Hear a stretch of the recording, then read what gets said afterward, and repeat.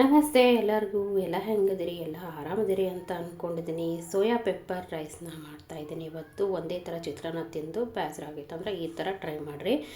ಈಗ ಕಡೆದಾಗ 1 ಸ್ಪೂನಷ್ಟು ಎಣ್ಣೆ ಹಾಕಿ ಮೊದಲು ನಾನು ಶೇಂಗಾನ ಹುರಿದು ಎತ್ತಿಟ್ಕೋತಾ ಇದ್ದೀನಿ. ನೋಡ್ರಿ, ಎಣ್ಣೆಲೆ ಶೇಂಗಾನ ಹುರಿತಾ ಇದ್ದೀನಿ, ಅಂದ್ರೆ ಗರಿ ಗರಿಯಾಗಿ ತಿನ್ನೋಕೆ ಚಲೋ ಇರ್ತಾವಂತ ಹೇಳಿ. ಹುರಿದಿರೋ ಶೇಂಗಾ ಹಾಕ್ಕೊಂಡ್ರೂ ನಡೀತದ, ಅಂದ್ರೆ ಡ್ರೈ ರೋಸ್ಟ್ ಮಾಡ್ಕೊಂಡ್ರೂ ನಡೀತದ. ನಾನು ಎಣ್ಣೆಯಾಗ ಹುರ್ಕೊಳಕತ್ತೀನಿ.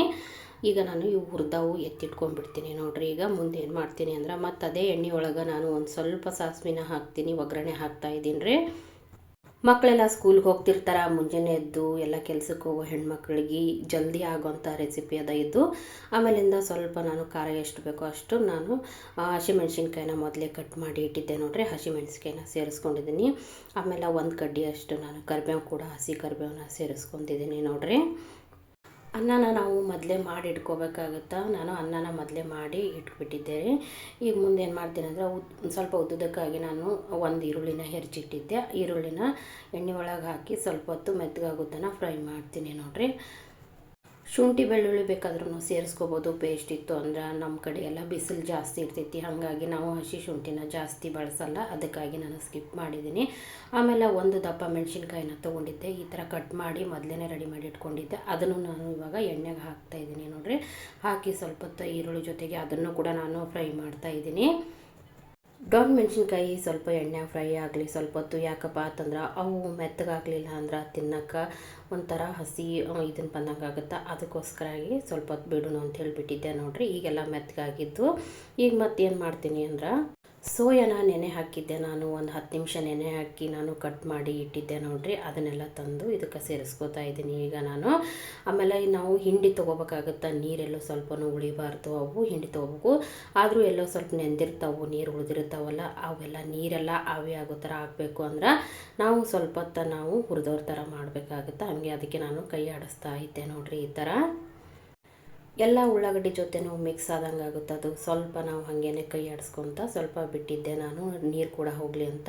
ಆಮೇಲೆ ಮೊದಲೇ ಅನ್ನಕ್ಕೂ ನಾನು ಉಪ್ಪು ಹಾಕಿದ್ದೆ, ಅದಕ್ಕೆ ಇಲ್ಲಿ ಸ್ವಲ್ಪ ಉಪ್ಪನ್ನು ಸೇರಿಸ್ಕೊತಾ ಇದ್ದೀನಿ, ಸೋಯಾ ಹಿಡ್ಕೊಳ್ಳಿ ಅಂತ ಅಷ್ಟೇ, ಇನ್ನೇನಿಲ್ಲ, ಜಾಸ್ತಿ ಉಪ್ಪು ಬೇಡ ಅಂತ. ಈಗ ನೋಡ್ರಿ ಹಾಕಿಬಿಟ್ಟು ಮತ್ತು ನಾನೆಲ್ಲನೂ ಕೈ ಆಡಿಸ್ತಾ ಇದ್ದೀನಿ. ತುಂಬ ರುಚಿಯಾಗಿರುತ್ತೆ, ಎಲ್ಲರಿಗೂ ಇಷ್ಟ ಆಗುತ್ತೆ ಇದು. ನಾನು ಟ್ರೈ ಮಾಡಿ ನಿಮಗೆ ಹೇಳಕತ್ತೀನಿ. ಒಂದು ನಿಂಬೆಹಣ್ಣನ್ನು ತೊಗೊಂಡಿದ್ದೆ ನಾನು, ಒಂದು ನಿಂಬೆಹಣ್ಣು ಪೂರ್ತಿನ ಹಾಕ್ತಾಯಿದ್ದೀನಿ. ನೋಡಿರಿ, ನಾನೀಗ ಅದು ಸೋಯಾದೆಲ್ಲ ನೀರು ಹೋದ್ಮೇಲೆ ನಾವು ನಿಂಬೆಹಣ್ಣ ಹಿಂಡ್ಕೋಬೇಕಾಗುತ್ತೆ. ಅದೆಲ್ಲ ಹೋದ್ಮೇಲೆ ನಾನು ನಿಂಬೆಹಣ್ಣ ಹಿಂಡಿನಿ.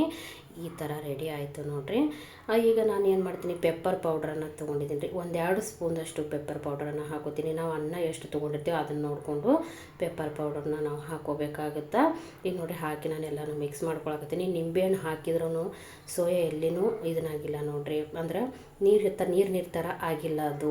ಯಾಕಂದ್ರೆ ಮೊದಲೇ ನಾನು ಉಳ್ಳಾಗಡ್ಡಿ ಜೊತೆ ಎಲ್ಲ ಮೊದಲೇ ಹುರಿದವ್ರ ಥರ ಮಾಡಿಬಿಟ್ಟಿದ್ನೆಲ್ಲ, ನೀರೆಲ್ಲ ಡ್ರೈ ಆಗಿತ್ತು.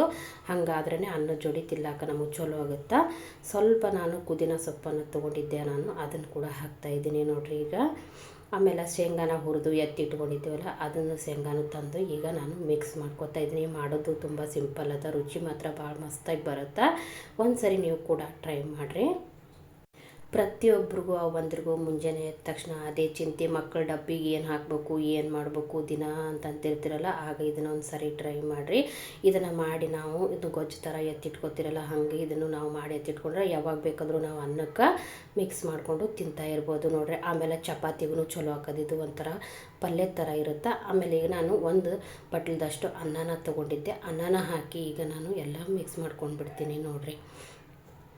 ನೋಡಿದ್ರಲ್ಲ ಎಷ್ಟು ಜಲ್ದಿ ಆಯಿತು, ಎಷ್ಟು ಬೇಗ ಆಯಿತು ಅಂತ. ಸೋಯಾ ಪೆಪ್ಪರ್ ರೈಸ್ ನೀವು ಕೂಡ ಒಂದು ಸರಿ ಟ್ರೈ ಮಾಡಿರಿ. ನೋಡಿರಿ, ಈಗ ಎಲ್ಲನೂ ಮಿಕ್ಸ್ ಆಗೈತಿ, ಕಲರ್ಫುಲ್ಲಾಗಿ ರೈಸ್ ರೆಡಿ ಆಗೈತಿ. ಇದಕ್ಕೇನಿಲ್ಲ, ಮ್ಯಾಗ್ ಇನ್ನೊಂದು ಸ್ವಲ್ಪ ಕೊತ್ತಂಬರಿ ಹೆಚ್ಚಿ ಹಾಕಿದ್ರೆ ಮುಗಿದು ಹೋಯ್ತು. ನೋಡಿರಿ, ಕೊತ್ತಂಬರಿ ಹಾಕಿಬಿಟ್ಟು ಇನ್ನೊಂದು ಮಿಕ್ಸ್ ಮಾಡಿದ್ರೆ ರೈಸ್ ಪೂರ್ತಿ ರೆಡಿ ಆಗೋಯ್ತು. ಇನ್ನೇನಿಲ್ಲ, ತಿಂತಾ ಇರೋದು. ನೋಡಿರಿ, ಈ ವಿಡಿಯೋ ನಿಮಗೆ ಇಷ್ಟ ಆಗಿತ್ತಂದ್ರೆ ಶೇರ್ ಮಾಡಿರಿ, ಸಬ್ಸ್ಕ್ರೈಬ್ ಮಾಡಿರಿ. ಆಮೇಲೆ ವಿಡಿಯೋನ ನೋಡ್ತೀರಿ, ಲೈಕ್ ಕೊಡದೆ ಹಾಗೆ ಹೋಗ್ತೀರಿ. ನಿಮ್ಮ ಸಪೋರ್ಟ್ ನಮಗೆ ಭಾಳ ಮುಖ್ಯ ಆಗುತ್ತೆ ರೀ. ನೋಡಿದ್ರಲ್ಲ, ರೈಸ್ದು ರೆಸಿಪಿ ಇಷ್ಟ ಆಗೈತಿ ಅಂತ ಅಂದ್ಕೊತಾ ಇದ್ದೀನಿ. ನಾನು ತುಂಬ ಕಡಿಮೆ ಸಮಯದಲ್ಲಿ ಮಾಡ್ಬೋದು. ಇದೇ ಥರ ಹೊಸ ರೆಸಿಪಿಯೊಂದಿಗೆ ಬರ್ತಿರ್ತೀನಿ. ಹೋಗಿ ಬರಲಾ?